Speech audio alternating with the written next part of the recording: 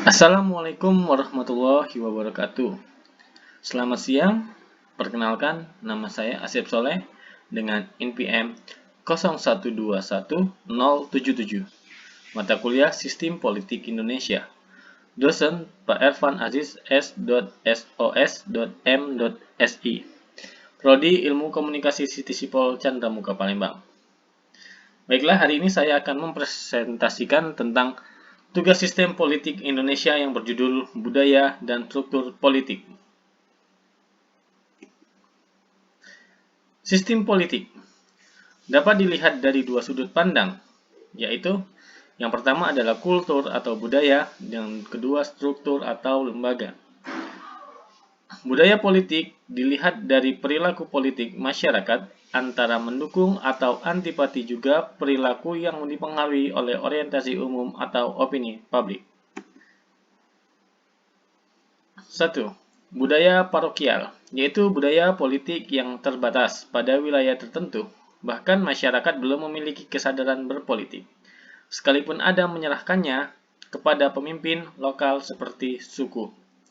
Yang kedua, budaya kaula, yang memiliki arti masyarakat sudah memiliki kesadaran terhadap sistem politik, namun tidak berdaya dan tidak mampu berpartisipasi, sehingga hanya melihat outputnya saja tanpa bisa memberikan input atau masukan. Yang ketiga, budaya partisipan, yaitu budaya di mana masyarakat sangat aktif dalam kehidupan berpolitik. Serta yang keempat adalah budaya politik campuran. Maksudnya, di setiap bangsa budaya politik itu tidak terpaku kepada satu budaya. Sekalipun sekarang banyak negara sudah maju, namun ternyata tidak semua berbudaya partisipan. Masih ada yang kaula dan parokial. Inilah yang kemudian disebut sebagai budaya politik campuran. Selanjutnya tentang struktur politik. Politik adalah alokasi nilai-nilai yang bersifat otoritatif, yang dipengaruhi oleh distribusi serta penggunaan kekuasaan.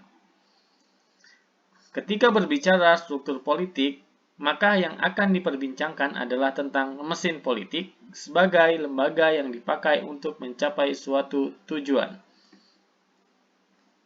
Mesin politik juga terbagi menjadi dua, yaitu informal dan formal. Mesin politik informal biasanya merupakan pengelompokan atas persamaan sosial ekonomi, yang dimana di dalamnya tercantum golongan petani merupakan kelompok mayoritas silent majority, serta golongan buruh, golongan intelijensia merupakan kelompok vokal majority. Persamaan jenis tujuan seperti golongan agama, militer, usahawan, atau seniman. Kenyataan kehidupan politik rakyat seperti partai politik, tokoh politik, golongan politik, dan golongan penekanan. 2. Mesin politik formal.